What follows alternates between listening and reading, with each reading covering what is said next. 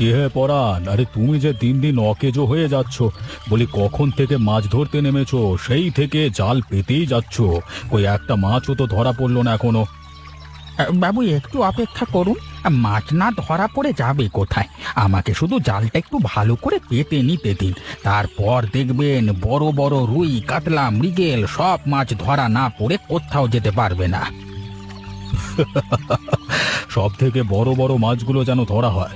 মনে রাখিস, আজকে রাতের বেলা থেকেই রান্না বান্নার কাজ শুরু করতে হবে। হ্যাঁ বাবু, সে আর বলতে। তবে বাবু, আপনি এবছর এত মাছ ধরছেন কেন? প্রতি বছর তো অন্যান্য গ্রামের লোকেরা নিমন্ত্রিত থাকে, কিন্তু এবছর তো শুধু আমাদের গ্রামের লোকেদের খাওয়ানো হবে, তার জন্যই জিজ্ঞেস করছিলাম। তাতে কি হয়েছে? আমার গ্রামের লোকেরা কি মানুষ নয়? ওরা একটার জায়গায় দুটো মাছ খাবে, দুটোর জায়গায় তিনটে মাছ খাবে, তাতেও ওদের ভরপেট খাওয়াবো। ঠিকই বলেছেন, কিন্তু বাবু আমি নিমন্ত্রিত থাকবো তো? মানে আমিও তো অন্য গ্রামের লোক, তাই বলছিলাম আর কি। ওরে তুই হলি আমার চেলা, তোকে ছেড়ে আমি কোনো কাজ করতে পারিনি আর পারবো না, কিন্তু তুই বাদে আর কেউ যেন এখানে না আসে। আসেনি আবার? আজকেই তো চলে এসেছিল খবর নিতে কবে খাওয়ানো হবে। এবার হাতেগুলোর কোনো কাজকর্ম নেই তো, সারাদিন শুধু আপনার দিকে তাকিয়ে পড়ে থাকে। আপনার টাকার দিকে প্রচুর নজর গো। হ্যাঁ হ্যাঁ রে, আমি জানি। তাই জন্যই তো এই শকুন চিলেদের এবছর থেকে গ্রামে আমন্ত্রণ দেওয়া বন্ধ করে দিচ্ছি আমি। এবছরই গ্রামের সেরা দাওয়াত আমি খাওয়াবো, কেউ আমাকে আটকাতে পারবে না। নে নে, তুই এখন বেশি কথা না বলে কাজ কর। বেশিক্ষণ জলে দাঁড়িয়ে থাকাটা ঠিক নয়। হ্যাঁ বাবু, করছি। কি হলো রাখি, তুই কান্না করছিস কেন? কি হয়েছে কি তোর? মা, আমাকে ওই পরান দাদু অনেক কথা শুনিয়েছে। আমাকে উল্টো পাল্টা কথা বলেছে। আমাকে বলেছে আমি ভিখিরি ঘরের মেয়ে। কেন তোকে এমন ভাবে কথা শোনাতে গেছে কেন? তুই কিছু করেছিলিস নাকি? হঠাৎ করে পরান কাকা তোর ওপর এরকম খেপে যাবে কেন? ওরা ওই বড় দিঘিতে মাছ ধরছিল, আমি সেখানে দেখতে গিয়েছিলাম। মোড়ল বাবু দাঁড়িয়েছিলেন, আমি ওনাকে দেখে ভয় কিছু জিজ্ঞেস করতে পারিনি। যখন পরান দাদু জাল নিয়ে আমার এদিকে এলো, তখন আমি জিজ্ঞাসা করলাম আমাদের কবে নেমন্তন্ন হবে। তখনই আমাকে কেমন করে কথা শোনালো। সে কি, বড় দিঘিতে মাছ ধরছে? ও আচ্ছা, তার মানে তো আমাদের অবিনাশ বাবু দাওয়াতের আয়োজন করছেন নিশ্চয়ই। কিন্তু ওইদিকে তো আমাদের 3 গ্রামের, আমাদের তো কই মতামত নিলেন না? প্রতি বছরই তো নেন। আমি তো সেটাও জিজ্ঞেস করেছিলাম, কিন্তু আমাকে তাড়িয়ে দিল। তারপর ওরা কাজ করতে শুরু করলো। ঠিক আছে, তুই মন খারাপ করিস না, সবকিছু ঠিক হয়ে যাবে। কিন্তু ওরা এমন কেন করছে আমি তো ঠিক বুঝতে পারছি না। শোন, বড় লোকেদের বড় বড় ব্যাপার হয়, তুই ওদের দিকে বেশি চোখ কান দিস না। আচ্ছা, আমি আর কোনোদিনও ওদিকে যাব না, কিন্তু আজকে পরান দাদু আমার সঙ্গে যা ব্যবহার করলো আমি সারা জীবন মনে রাখবো।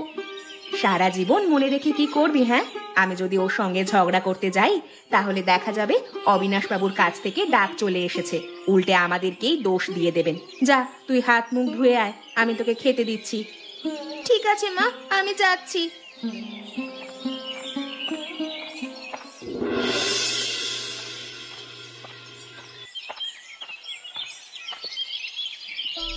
গিন্নি, কই আমাকে তাড়াতাড়ি এক গ্লাস জল দাও তো, মাথা খারাপ হয়ে যাচ্ছে। মানুষেরা এত যে কেন বদমাইশ হয় আমি কিচ্ছু বুঝতে পারছি না, সত্যি বাবা। কি হলো? তুমি ঘরে এসে এরকম ষাঁড়ের মতো চিৎকার করছো কেন? হ্যাঁ, কি হয়েছে কি তোমার? কিসের এত ছটফটানি তোমার? হয় হয়, কিছু জিনিস আছে ছটফটানি হয়। আমাদের 3 গ্রামে যে বড় দিঘিটা আছে, সেখান থেকে আজকে দেখলাম অবিনাশ বাবুর লোকজন দিয়ে মাছ ধরাচ্ছেন। এগুলো কি মেনে নেওয়া যায়? সে কি কথা? ওই দিঘি থেকে মাছ ধরলে তো গ্রামের যারা যারা ভাগিদার আছে তাদের মতামত নিতে হয়, তাদেরকে দাম দিতে হয়। আমি তো সেই কারণেই ছটফট করছি। তুমি মনে রাখবে, আমিও কিন্তু অনেক টাকা ওখানে ডুবিয়ে রেখেছি। এখন আমি যদি একা কিছু বলতে চাই, তখন আমার উপর অবিনাশ বাবু রোষ এসে পড়বে। তাহলে ঘরে বসে ছটফট করে কোনো লাভ আছে কি? গ্রামের দুটো লোকজন জড়ো করে তারপর গিয়ে অবিনাশ বাবুর মুখোমুখি হও, তাহলেই দেখবে সবকিছুর সমাধান হয়ে যাবে। কিন্তু কেউ কি যাবে? লোকের বিপদের সময় কেউ বের হয় না। তাহলে আর কি, চুপ করে সহ্য করো। তবে একটা কথা বলে দিচ্ছি, যে টাকা ওখানে দিয়েছো সেই টাকা যদি ডুবে গেছে, তাহলে কিন্তু আমি ঘর ছেড়ে চলে যাব, এই বলে দিলাম। তুমি আবার আমাকে উল্টো কথা বলছো গিন্নি, এইভাবে কিন্তু হয় না। আমার মাথাতে একই অনেক চাপ, তারপর তুমি আবার এরকম চাপ সৃষ্টি করতে পারো না। আমি কি পারি কি না পারি সেটা তুমি এখনো ঠিক মতো জানো না। একটা কথা জেনে রাখো, আমাদের ঘরে নুন আনতে পান্তা ফুরোয়। এর মধ্যে যদি এতগুলো টাকা এইভাবে নষ্ট হয় তাহলে কিন্তু ঠিক হবে না। না না, আমি দেখছি কি করা যায়। হায় হায় হায়, আমার পোড়া কপাল, আমার নুন আনতে পান্তা ফুরিয়ে গেছে। এদিকে আমার নাতিটাকে যে কিভাবে মানুষ করব সেই চিন্তায় আমার রাতের ঘুম উড়ে যাচ্ছে। হায় ওপরওয়ালা, তুমি আমাকে পথ দেখাও, না হলে যে আমি আর বেশি দিন বাঁচতে পারবো না এই চিন্তা নিয়ে। কি হে, সারা জীবন কপাল চাপড়াতেই হবে, তাছাড়া তো আর কিছু দেখতে পাচ্ছি না আমি। পরাণ, পরাণ, তুমি এখানে কি চাও? তুমি নিজের কাজে যাও, এখানে শুধু শুধু আমাকে বিরক্ত করতে আসবে না। বিরক্ত করতে আসেনি, তোমার চোখ খুলতে এসেছি। বলি, নাতিটাকে কদিন আর ঘরে বসিয়ে রাখবে? এবার একটু কাজের দিকে ঠেলে দাও, তাহলে দেখবে ধীরে ধীরে উন্নতি হয়ে যাবে, আর না হলে কোনোদিনই কিছু হবে না। এতটুকু ছেলেকে আমি কাজের মধ্যে কিভাবে ছেড়ে দেব? সারাটা জীবন এখনো পড়ে আছে ওর। এখন যুগ বদলাচ্ছে, ওকে যদি আমি শিক্ষিত ঠিক মতো না করতে পারি তাহলে কোনো জায়গায় প্রতিষ্ঠা পাবে না। প্রতিষ্ঠা পাবার দরকার কি? আমাদের অবিনাশ বাবুর পায়ের তলায় সারা জীবন পড়ে থাকলি তো ঝামেলা মিটে যাবে। শুধু শুধু তোমার নাতিকে আশকারা দিও না, ভালো কথা বলছি, না হলে কিন্তু অনেক পস্তাতে হবে। তুমি আমার মাথা নষ্ট করতে এসেছো এখানে? আমার নাতিকে আমি কি করব না করব সেটা কি তোমার কাছ থেকে শুনতে হবে? শুধু শুধু মাথা নষ্ট করতে আসবো কেন? কত টাকা, এই টাকাগুলো দেখাতে এসেছি। অবিনাশ বাবুর কাছে কাজ করলে কত টাকা পাওয়া যায় একবার আন্দাজ করে দেখো। সারা জীবনে এই টাকা উপার্জন করতে পারবে না তোমরা, বিক্রি হয়ে থাকবে।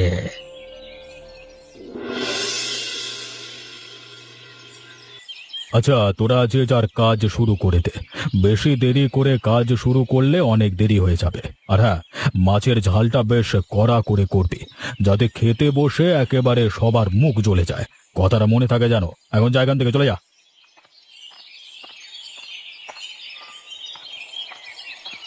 বাবা, এগুলো করা কি ঠিক হচ্ছে? তুই কিসের কথা বলতে চাইছিস আমাকে খুলে বল। তুমি এতদিন গ্রামের মানুষদের খাইয়ে আসতে বিনা পয়সায়, অন্তত একটা দিন ওরা আনন্দ করে ভোজ খেত, কিন্তু এখন কি শুরু করেছো? 3 গ্রামের মানুষদেরকে নেমন্তন্ন না করে তুমি শুধুমাত্র 1 গ্রামের মানুষকে নেমন্তন্ন করছো কেন? সেই কৈফিয়ত কি আমার তোকে দিতে হবে?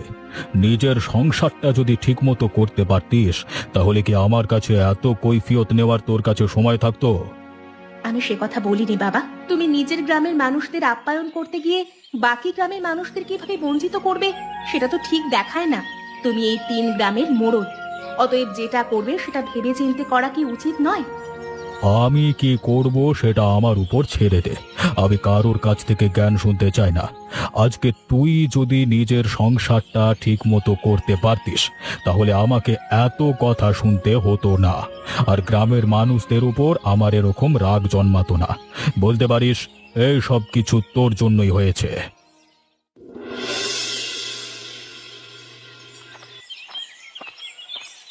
কি রে পল্টু, এত খুশি কিসের জন্য? তোকে তো দেখে মনে হচ্ছে আনন্দ হচ্ছে না। আরে আনন্দ হবে না কেন? কদিন পর আমাদের গ্রামে বিশাল বড় একটা ভোজ হতে চলেছে, তাই জন্য আমার খুব আনন্দ হচ্ছে। তা ভোজ হতে চলেছে তাতে তোর কি?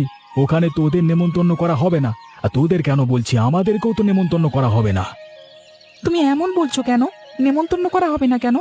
আগের বছর তো আমাদের নেমন্তন্ন করেছিল, আমি কত আনন্দ করে খেলাম সেখানে, আমার এখনো সব কিছু মনে আছে। আগের বার যা হয়েছে হয়েছে, এখন এত বেশি আনন্দ করে লাভ নেই। যেটা ভালো কথা বলছি সেটা শোন। ওখানে গেলে শুধু শুধু অপমানিত হওয়া ছাড়া কিচ্ছু হবি না। আমার কথা শুনে চললে যতটা কষ্ট কম হবে তাতেই ভালো। এইটুকু কথা আমি বলতে পারি, ব্যাস। তাহলে আর কি, তুমি যখন বলছো নিশ্চয়ই ঠিক বলছো, কিন্তু আমাকে নেমন্তন্ন করবে না কেন? বড়লোক মানুষের মতিগতি কখন যে কিভাবে বদলায় সেসব তো আর বলা যায় না। তাই জন্যই তোকে বারণ করে দিচ্ছি। নিশ্চয়ই আমার কাছে খবর আছে তাই বলছি। ইস, ভাবলাম কতদিন পর একটা ভোজ হবে, কিন্তু সেটাও দেখছি হলো না। সত্যি আমার মনটা খুব খারাপ করছে। যা যা বাড়ি যা, ওখানে বুড়ি ঠাকুমা অপেক্ষা করছে তোর জন্য। তাকে অনেকটা সময় দে, বেকার বেকার শুধু শুধু বাইরে লোকের পেছনে সময় নষ্ট করিস না। তবে উপকারের তুলনায় অপকার বেশি হবে, বুঝলি? আর দরকার হলে একটা কাজকর্ম জোগাড় করে কাজে লেগে পড়। ঠিক আছে কাকা, তুমি যখন বলছো সেটাই আমাদের করতে হবে। আমি তো তোমার কথার অবাধ্য কোনোদিন হইনি।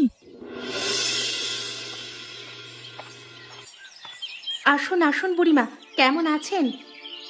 ভালো আর থাকবো কোথায় মা, তোমার বাবা লোকজন লাগিয়ে চারিদিকে যা করে বেড়াচ্ছে সেসব তো আর সহ্য করতে পারছি না।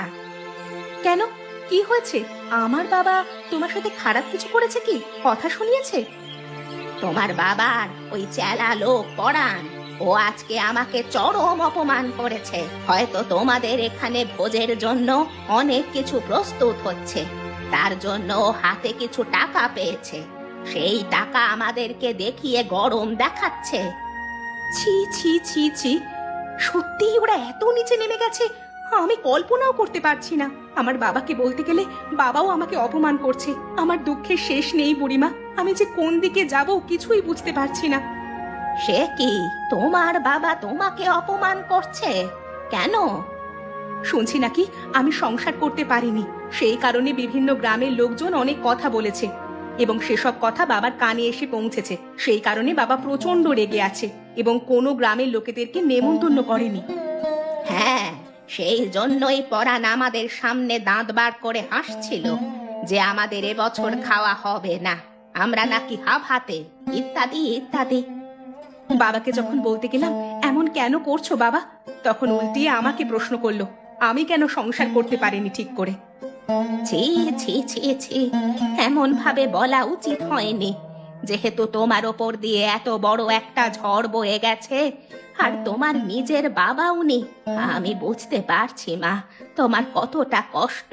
যাক, আমি আবার এগুলো বলে তোমাকে দুঃখ দিলাম বেশি। না না বুড়িমা, কেউ যদি দোষ করে থাকে তার জন্য আমি কি করব? আমি কিন্তু ওসব আয়োজনের দিকে এক বিন্দুও যাইনি, এইখানেই চুপ করে দাঁড়িয়ে আছি। এদিকে তো অনেক আয়োজন হচ্ছে, কালকে গ্রামের সব মানুষ খাবে। যাক, এসেছিলাম একটা কাজে, কিন্তু বাবুর সাথে দেখা না হয়ে বেশ ভালোই হলো। ঠিক আছে, আমি তবে আসি, মাঝে মাঝে আমাদের বাড়ি যেও, সেখানে না হয় কথা হবে। পল্টু দাদা, ভালো কথা বলছি, ওদিকে একদম যাস না। আমি একবার গিয়ে কি ভুল করে ফেলেছিলাম, আমাকে একেবারে চোখের জলে নাকের জলে করে দিয়েছিল। সে কি রে, তাই নাকি? কি হয়েছিল? তোর মতো আমিও তো অনেক আনন্দে ছিলাম যে কালকে একটা ভালো দিন, আমাদের ভালো মন্দ খাওয়া দাওয়া হবে, কিন্তু সেখানে গিয়ে আমাকে প্রচন্ড অপমানিত করলো। তা বটে, আমি আজকে নবারুণ কাকার কাছে সেটাই শুনলাম যে আমাদের গ্রামের কোনো লোককে নেমন্তন্ন করা হচ্ছে না। কিন্তু আমাদের অবিনাশবাবু তো এরকম ছিলেন না, তাহলে এত পরিবর্তন কিসের জন্য? কিরে ভিকিরির দল, এখানে দাঁড়িয়ে দাঁড়িয়ে কি গল্প মারছিস? হ্যাঁ, তোদেরকে কেন নেমন্তন্ন করা হয়নি তাই ভাবছিস নাকি? হ্যাঁ, কি চিরুনি তল্লাশি হচ্ছে, চুলচেরা বিশ্লেষণ? হ্যাঁ, তুমি আমাদের সাথে এরকম খারাপ ব্যবহার করছো কেন? আমরা তোমার কোন পাকা ধানে মইটা দিয়েছি? এত খারাপ ব্যবহারের কি আছে আমাদের সাথে? পল্টু দাদা, আমি বলেছিলাম না আমাকে অপমান করেছিল, ওই সেই লোক যে আমার চোখ দিয়ে জল বার করে দিয়েছিল। হ্যাঁ করেছি, বেশ করেছি। তোদের মতো ভিকিরিরা যেখানে খেতে পায় সেখানেই তো দৌড়ে চলে যায়। তাহলে তোদের চোখে জল বার করবো না তো কাদের চোখে জল বার করবো? এই দেখ, এই দেখ, আমি কেমন সেজে গুজে খেতে যাচ্ছি এবার নায়ক হয়ে। যাও না, কে বারণ করেছে? আমি তো বারণ করিনি। আর আমার যতদূর মনে হয় খাওয়ানোর ব্যাপারটা কালকে হবে, আজকে থেকে সেজে গুজে কোথায় চললে তুমি? ওরে ওখানে আমার কত কাজ, ওরে আমাকে কত খাবার দাবার পরখ করে দেখতে হবে, কত কি উদ্ধার করতে হবে। আমি ছাড়া এত বড় কাজের বাড়ি কোনোদিন উদ্ধার হয় জানিস? এই তো সকালবেলায় কত মাছ ধরে দিয়ে এলাম, আর এখন যাচ্ছি অন্য কাজে। তাহলে যেখানে যাচ্ছ সেখানে যাও, আমাদের বিষয়ে কথা না বলাই ভালো। চলো চলো, চল তো চলে যাই এখান থেকে, ভালো লাগে না। বেটা চার আনা মালেদের বড্ড কথা হয়েছে, এবারে এই দাওয়াতটা সম্পূর্ণ হতে দেখবার, তারপর তোদের মজা দেখাবো। তো অবস্থা খারাপ যদি না করে ছেড়ে দিই না, আমার নাম পরাণ নয়। হ্যাঁ, কি হলো বাবা, তুমি তুমি এমন করছো কেন? তোমার কোথায় কষ্ট হচ্ছে তুমি বলো বাবা। হ্যাঁ, এমন করো না। বুকটা বুকটা প্রচন্ড লাগছে রে, মনে হচ্ছে আমি আর বাঁচবো না। আমাকে ক্ষমা করে দিস, আমি তোর সাথে যা ব্যবহার করেছি, একজন বাবা হয়ে এমন ব্যবহার করা কোনোদিন উচিত হয়নি। আমাকে ক্ষমা করে দিস দয়া করে। বাবা, বাবা এখন এসব কথা বলো না, তোমার কিচ্ছু হবে না। তুমি চুপ করে শুয়ে থাকো, আমি বরং লোকজন ডেকে আনি।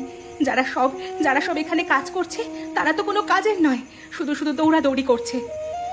কে আসবে এ সময়? রাতের বেলায় কারো খেতে কাজ নেই, সবাই এখন ঘরে ঘুমাচ্ছে। আর আমি যা লোকজনের সাথে খারাপ ব্যবহার করে রেখেছি, তাতে কেউ বোধহয় আমাদের আর সাহায্য করতে আসবে না। সবাই আসবে বাবা, সবাই আসবে। আমি যদি একবার অনুরোধ করি তাহলে এখানে আসতে বাধ্য। তুই যা পারিস কর, কিন্তু যদি আজকে আমি মারা যাই তাহলে জানবি সকালবেলায় তোকে যে কথাগুলো বলে ফেলেছিলাম সবই রাগের মাথায়। আমার তোকে এমন কথা বলা একদম উচিত হয়নি রে। তুমি চুপ করো, আমার কথা কেন শুনছো না তুমি? তুমি এখানে বিশ্রাম নাও, আমি এক্ষুনি যাচ্ছি, গিয়ে সবাইকে ডেকে আনছি।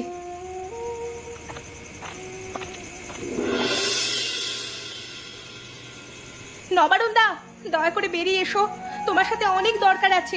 আমাদের খুব বিপদ, অনেক বিপদে পড়ে গেছি, দয়া করে আমাদের বিপদ থেকে উদ্ধার করো। কি হয়েছে? এত রাতে তোমরা এখানে কি করছো? কারো বিপদ হয়েছে নাকি? আমার বাবার রাত থেকেই বুকে কেমন যন্ত্রণা শুরু হয়েছে, প্রচন্ড কষ্ট পাচ্ছে। তোমরা দয়া করে আমাদের সাথে একবার চলো। বাবা নবারুণ, চলো বাবা, আমরা যাই। দরকার হলে আজকের রাতটা ওনাকে সেবা করে আসি। যদি সত্যি কিছু বাড়াবাড়ি হয় তাহলে তো খুব খারাপ ব্যাপার হয়ে যেতে পারে, তাই না? তা তো বটেই, তাহলে চলো যাওয়া যাক। কি করতে যাবে? অপমানিত হতে? মনে নেই আজকে তোমাকে কিভাবে অপমান করেছিল? আমাদের গ্রামের লোকেদের, বাচ্চা বাচ্চা ছেলেদের পর্যন্ত রেহাই দেয়নি। দয়া করো, আমি জানি আমার বাবা অনেক পাপী, কিন্তু এই সময় যদি বাবার কিছু একটা হয়ে যায় তাহলে আমি অনেক একা হয়ে পড়ব। আমার দিকে একটু ভেবে দেখো। হ্যাঁ বৌমা, তুমি আর অমত করো না। উনি যেমন মানুষ হবেন হন, তাতে আমার কোনো অসুবিধা নেই, কিন্তু আমরা যদি আমাদের দায়িত্ব পালন না করি তাহলে সারা জীবন অপরাধী হয়ে থেকে যাব। ঠিক আছে, চলো।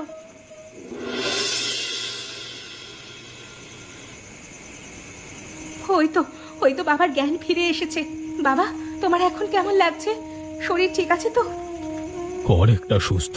তোরা সবাই মিলে আমাকে সারিয়ে তুললি, সত্যি আমি ভাবতে পারিনি আমি আর কোনোদিন বাঁচবো। ছি ছি বাবু, আপনার মুখে এ কথা মানায় না। আপনার এখন বয়স কোথায়? আমাকে দেখুন, আমার কত বয়স হয়ে গেছে। বাবা, ওনারা সকলে মিলে সারা রাত ধরে তোমার সেবা করেছেন। আমার একটা অনুরোধে নিজেদের ঘুম নষ্ট করে রাতের বেলায় চলে এসেছিল এখানে সবাই। থাক থাক, ওসব কথা আবার বলবার কি দরকার আছে? দরকার আছে। আমি যে ভুল করতে চলেছিলাম তার জন্য ওপরওয়ালা আমাকে আজকে এত বড় শাস্তি দিয়েছে। তোমরা যদি আজকে না থাকতে তাহলে আমি বাঁচতে পারতাম না। আমি আমার ভুল শুধরে নিতে চাই। আমি সমস্ত গ্রামের মানুষকে আবার একত্রিত করে দাওয়াত দিতে চাই। যাক, ওপরওয়ালার কৃপায় আপনার জীবন বেঁচে গেছে, এটাই অনেক। এবার আমরা বাড়ি যাই, চলো। এখানে তো আমাদের আর কোনো কাজ নেই। কাজ নাই বলছো বৌমা? এত লোকের আয়োজন আমি একা করব কিভাবে? আর তাছাড়া আজকে সকালে আরো মাছ ধরতে হবে, সবকিছুর তো ব্যবস্থা করতে হবে। আমরা মানে বাবু? হ্যাঁ হ্যাঁ, তোমারও অনেক কাজ। আজকে সকাল থেকে উঠে গ্রামের সবাইকে নেমন্তন্ন করতে হবে, সকলকে বলে আসতে হবে আমাদের এখানে খাওয়ার জন্য। এবছর 3 গ্রামের সেরা দাওয়াত আমি দেব, প্রচুর খাবার আয়োজন হবে। তুমি এত রাতে কোথায় বেরিয়ে গেলে বলো তো? আমার সারা রাত ঘুম হয়নি, তাই এতক্ষণ ফেরবার সময় হচ্ছে তোমার। আর বলিস না বাবা, রাতের বেলায় আর ফিরতে পারলাম কই, বাবুর সেবা করতে করতেই তো। আরে, তোমার ঘুম হয়ে গেছে তো? ভালোই হয়েছে। তুমি বরং তোমার নবারুণ কাকার সঙ্গে একবার দেখা করো, ওর সাথে গিয়ে গ্রামের সবাইকে নেমন্তন্ন করে এসো। কাজটা অনেক তাড়াতাড়ি করতে হবে, বেশি সময় হাতে নেই। কি ব্যাপার? ভোরবেলা এখানে কিসের পরামর্শ চলছে? আমাদের কাজের বাড়িটা বন্ধ করে দেবার চক্রান্ত চলছে নাকি? ওই আবার চলে এসেছে টিটকিরি করা লোক, আবার আমাদেরকে টিটকিরি করবে। না না, সে সুযোগ আর পাবে না, কারণ ওনাকে তো বাবু ডেকে পাঠিয়েছে। আরো মাছ ধরতে হবে, ওর কত কাজ। হ্যাঁ, ঠিকই বলেছো। পরাণ কাকা, তুমি এখানে দাঁড়িয়ে থেকে বেশি সময় নষ্ট করো না, তাড়াতাড়ি চলে যাও আমাদের বাড়িতে। বাবা তোমাকে খুব তাড়াতাড়ি ডেকে পাঠিয়েছে, অনেক মাছ ধরতে হবে আরো। সে কি, কালকে এত মাছ ধরলাম তাতেও হবে না? তাহলে মনে হচ্ছে আমার কপালে আরো টাকা আসবে।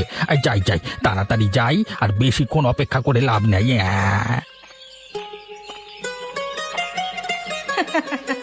এই বয়সেও পরাণ কাকার টাকার প্রতি হেব্বি লোভ, তাই জন্যই এবার বাবার কাছে গিয়ে যা শুনবে তাতে মনে হয় অজ্ঞান হয়ে যাওয়া জোগাড় হবে।